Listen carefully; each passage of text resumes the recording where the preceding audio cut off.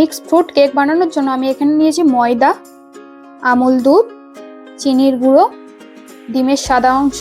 এখানে আমি 7টা ডিমের সাদা অংশ বার করে নিয়েছি আর কুসুম আলাদা করে নিয়েছি।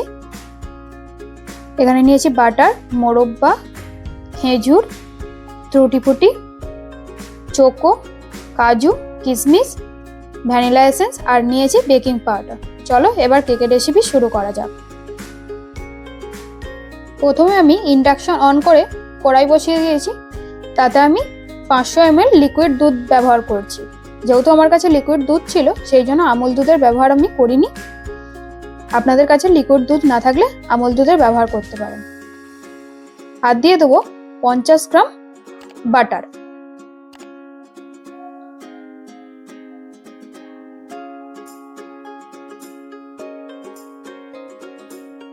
বাটারটা আমি দুধের সাথে ভালো করে মিশিয়ে নেব।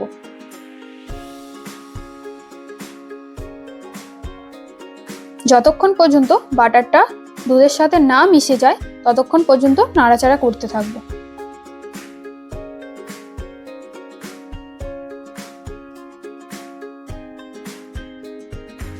আর একটা মিক্সার গ্রাইন্ডারের মধ্যে বেশ কিছুটা চিনির গুঁড়ো দিয়ে দিচ্ছি। তার মধ্যে দিচ্ছি 7টা ডিমের সাদা অংশ। ভালো করে মিক্স করে নেব। ভালো করে মিক্স করে নিয়ে একটা বলের মধ্যে ঢেলে নিয়েছি। এবার একটা বলের মধ্যে 4 বাটি ময়দা আর হাফ চামচ বেকিং পাউডার নিয়ে নিচ্ছি।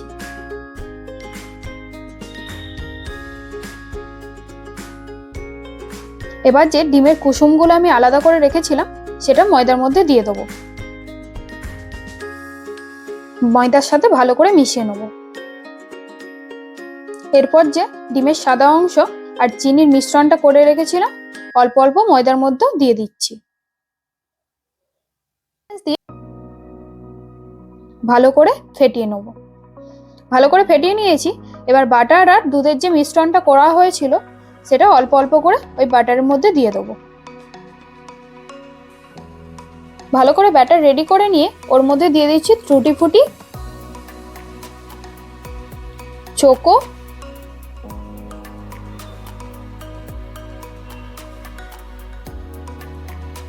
খেজুর,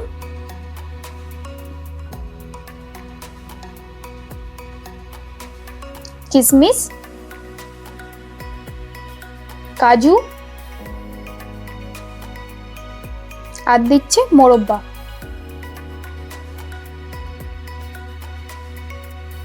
এবার সব ফ্রুটগুলো দিয়ে ব্যাটারের সাথে ভালোভাবে মিশিয়ে নেব।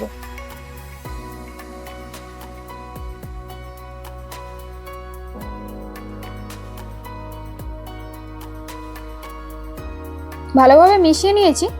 এরপর এর মধ্যে দিয়ে দেবো 1 চামচ ভ্যানিলা এসেন্স।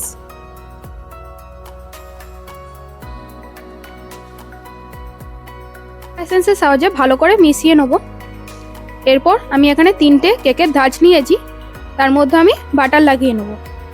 যেহেতু আমার কাছে ব্রাশ নেই সেই জন্য আমি হাত দিয়ে বাটারটা কেকের টিনের মধ্যে লাগিয়ে নিচ্ছি।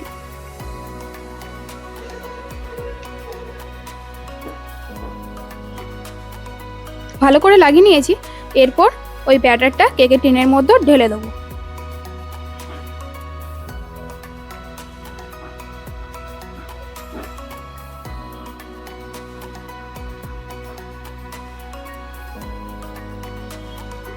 অর্ধেক মিশ্রণটা ঢেলে নিয়েছি। এরপর কেকের টিনটা ধরে ভালো করে একটু ঝাঁকিয়ে দেবো যাতে এয়ারগুলো না থাকে।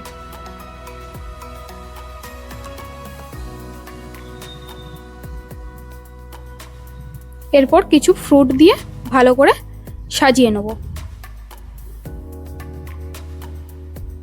ভালো করে সাজিয়ে নিয়েছি। এবার একটা ওভেনে একটা কড়াই বসিয়ে বেশ কিছুটা লবণ দিয়ে দিলাম।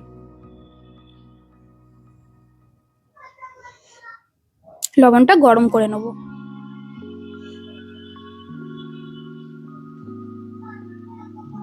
লবণটা গরম করে একটা স্ট্যান্ড বসিয়ে দেবো।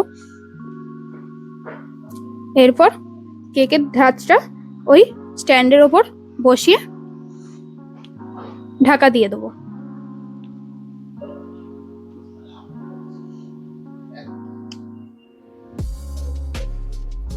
ঢাকা দিয়ে দিয়েছি।